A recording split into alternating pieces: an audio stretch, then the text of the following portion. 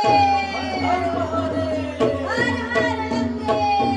हर गंगे।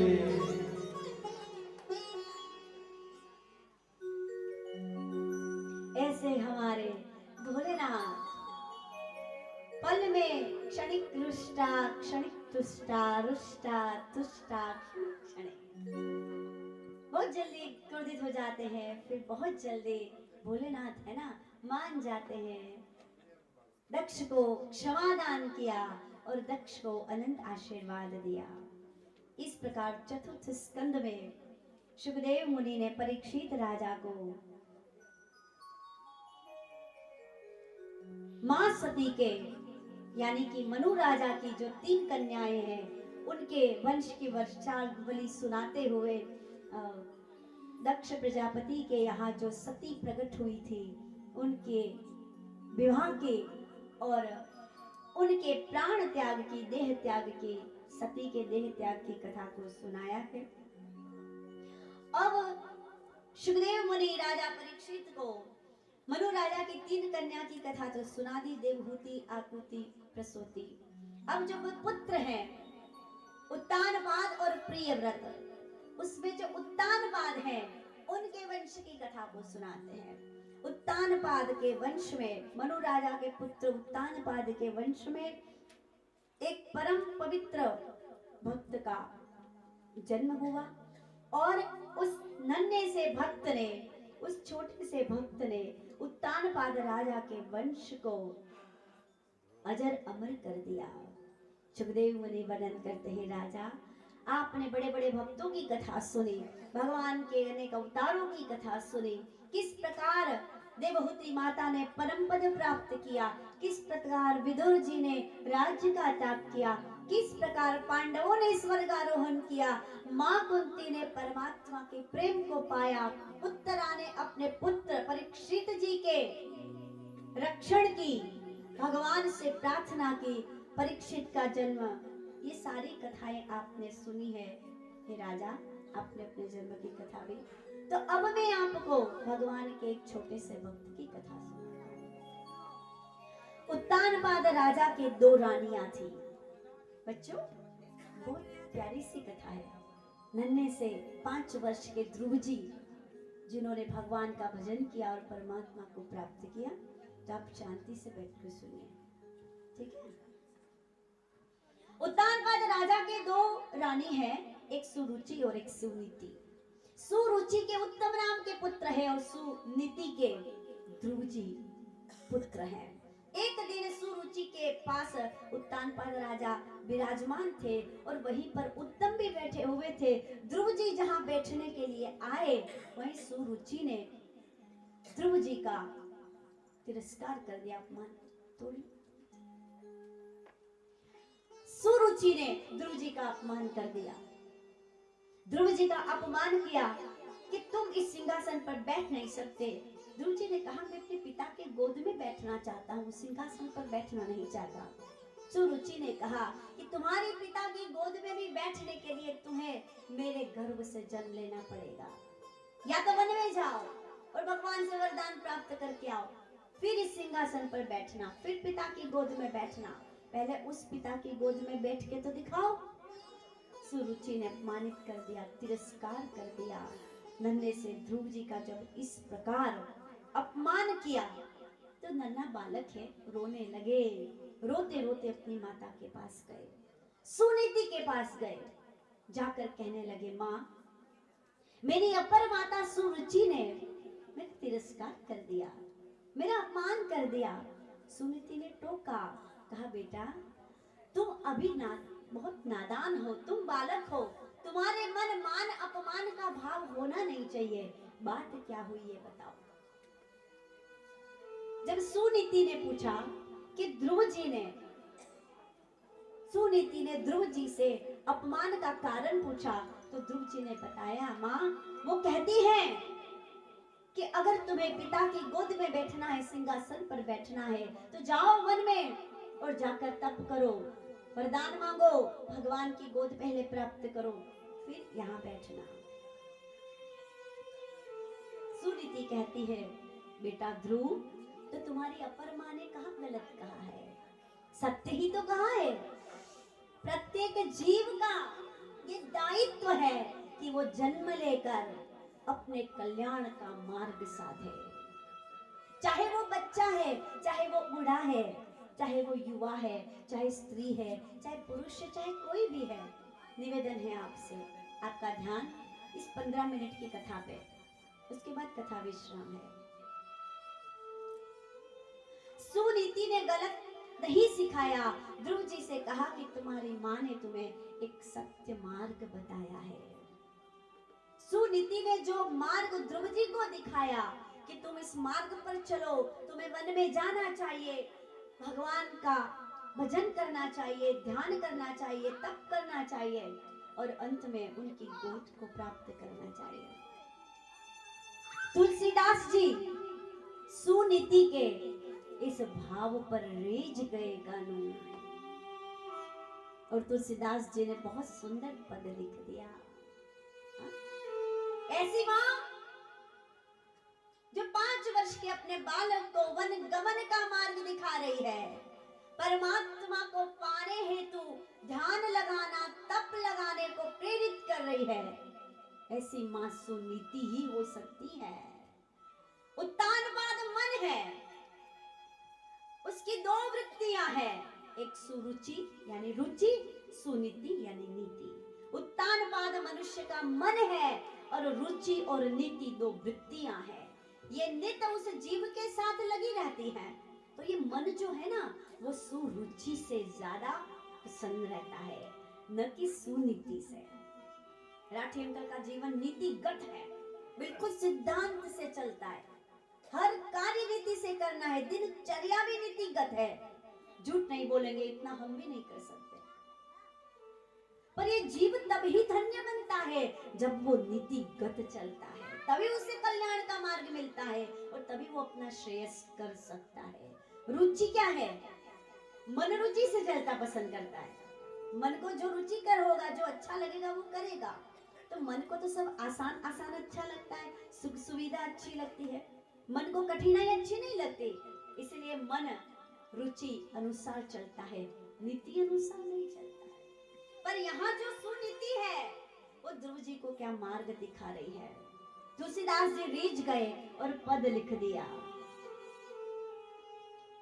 इहे कहो सुत वेद चहु, इहे कहो सुत वेद चहु। हे बेटा ध्रुव, यही मार्ग 4 वेद ने बताए हैं कि जीव को अपना कल्याण साधना है तो संसार से दूर हटना पड़ेगा, दूर जाना पड़ेगा। संसार को मन में रखकर आप परमात्मा के लिए स्थान नहीं बना सकते। थोड़ा तो आपको वहां से उठना पड़ेगा, दूर होना पड़ेगा। इहे कहो सुत वेद चहु, इहे कहो सुत वेद चहु। आप सबसे मेरा निवेदन है, तुलसीदास जी का ये परम परम परम दुर्लभ भाव है, इसे बहुत भाव से सुनो। मुझे लगता है इस भाव को सुनने से आपको ध्रुव जी जैसी भक्ति प्राप्त हो जाएगी। ए बच्चों, बैठ जाओ बेटा, थोड़ी सी देर शांति से। नहीं नहीं, यही बैठो शांति से। क्या कहती है सुनीति 5 वर्ष के ध्रुव जी को, वो सुनो। श्री रघुवीर चरण चिंतन त्यजी, श्री रघुवीर चरण चिंतन त्यजी, श्री रघुवीर चरण चिंतन त्यजी, नाहि रहाग्र कहो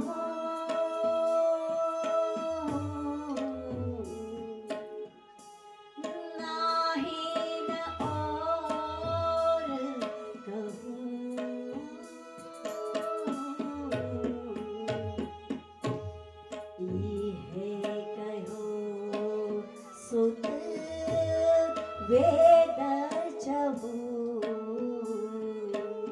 कि श्री रघुवीर चरण चिंतन त्यजी नाही न और कहूं। भगवान श्री रघुवीर के चरण को त्याग कर और कोई स्थान पर जाने की बात मैं नहीं कहूंगी।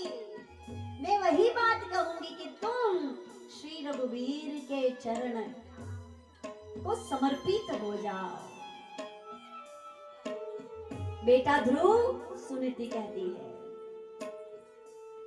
जाके चरण विरंचि से ही सिद्धे, जाके चरण विरंचि से ही सिद्धि, पाही है शंकर हो।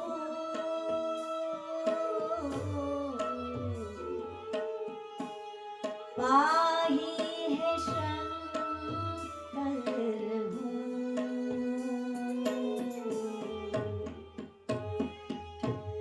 शुक सनकादि मुकुट बिचराते देव, शुक सनकादि मुकुट बिचराते देव, भजन करत अजहू।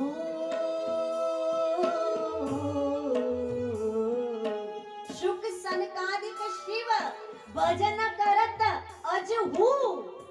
क्या अद्भुत भाव है। अभी तक अजहू, जाके चरण विरंचि से ही सिद्धि। ब्रह्मादिक देवी देवताओं ने जिनके चरणों को ध्यान लगाकर सिद्धियों को प्राप्त किया, उनका स्मरण और भजन शुक सनकादिक भजन करत अजहू। अभी तक भजन कर रहे हैं, इस पल तक भजन कर रहे हैं, तो तुम्हें क्यों नहीं करना बेटा ध्रुव। जाओ उनके चरणारविंद के प्राप्ति का प्रयोजन करो। हम जो है ना, हम सब पद प्रतिष्ठा मान सम्मान पाने में रह गए, यही करते रह गए, पर उस परमात्मा के चरणों से प्रीति नहीं करी, उनको पाने की कभी अभिलाषा तक नहीं की, हमने कभी प्रयोजन नहीं किया। हम तो बस लक्ष्मी को पाने में रहे। पर बेटा ध्रुव, तुम लक्ष्मी को नहीं पाना, तुम लक्ष्मी से पहले नारायण को पाने का प्रयोजन करो। क्योंकि जो ये लक्ष्मी है ना, ये कहाँ रहती है? अरे वो लक्ष्मी तो श्री हरि के चरणों में रहती है। वो तुम्हें पहले नहीं मिलेगी, पहले तो तुम्हें नारायण को पाना होगा। इस संसार को यही संदेश देना है कि संसार लक्ष्मी के पीछे पागल है और भक्त भगवान का दीवाना है। भक्त भगवान का दीवाना है। बेटा ध्रुव, वो लक्ष्मी हरि के चरण कमलों में रहती है। जद्यपि परामा चपल श्री संतत, जद्यपि परामा चपल श्री संतत, थिर ना रहत कदहु।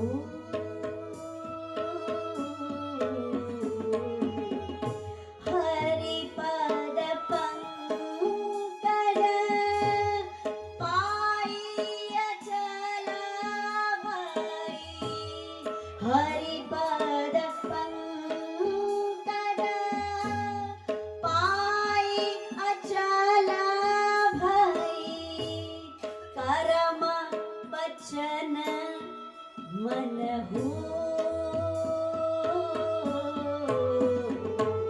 हरिपद पा, अपने मन से, अपने कर्म से, अपने वचन से। और यही सबने किया है। जिन जिन ने उस परम तत्व को पाया है, उसने मन वचन और कर्म से उनको जोड़ा है, उनको पुकारा। हरिपद पंकज पाई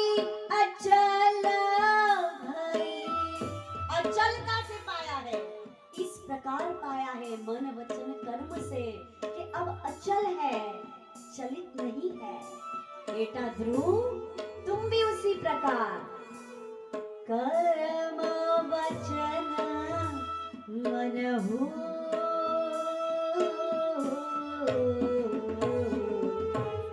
इहे कहो सुत वेद चहु। यही बात बेटा ध्रुव 4 वेदों ने कही है। बस 2 मिनट और लेना चाहूंगी इस पद के लिए आपके पास। मनुष्य भगवान की उपासना न करके अलग अलग देवी देवता की उपासना करता है। सोचता है यहाँ से मिलेगा, वहां से कुछ, वहां से कुछ, वहां कुछ, पर ऐसा नहीं होता है। ये देवी देवता भी स्वतंत्र नहीं है, ये भगवान के द्वारा प्रदत्त शक्तियों से पूर्ण है।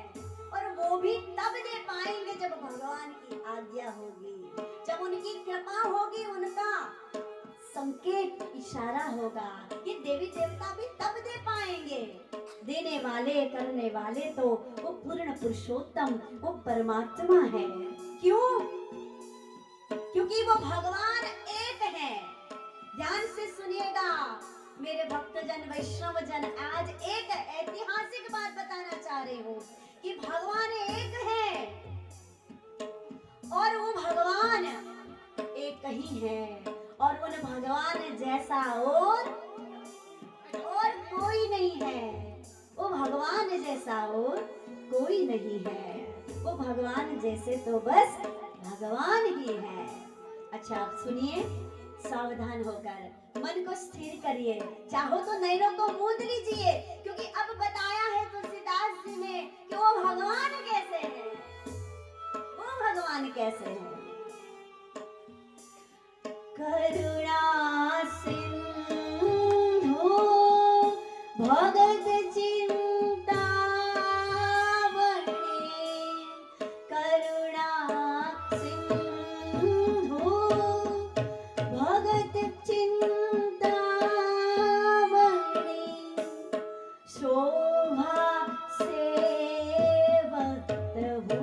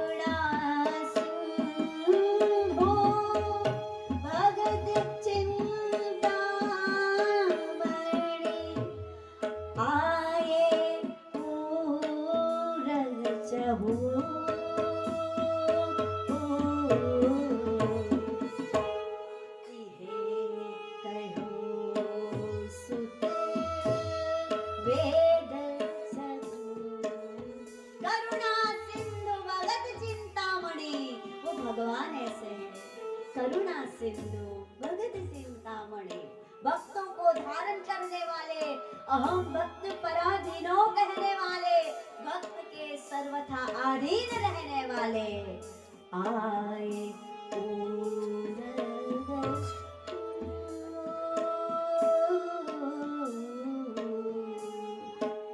इहे कहो सूत्र वेद चहु। तुलसीदास जी अंतिम पंक्तियों में कहते हैं, सुरुचि कहो सोई सत्यता ताप गति, सुरुचि कहो सोई सत्यता ताप गति, पुरुष वचन जब हो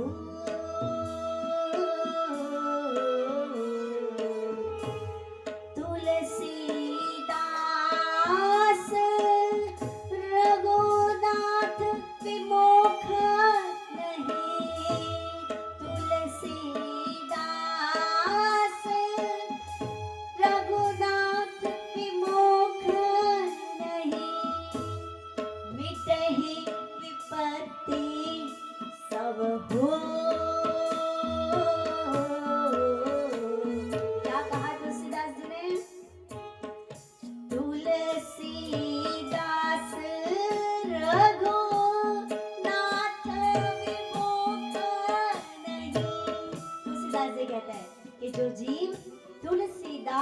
रघुनाथ विमुख नहीं। जो भी जीव, जो भी मनुष्य रघुनाथ जी से विमुख नहीं होता है।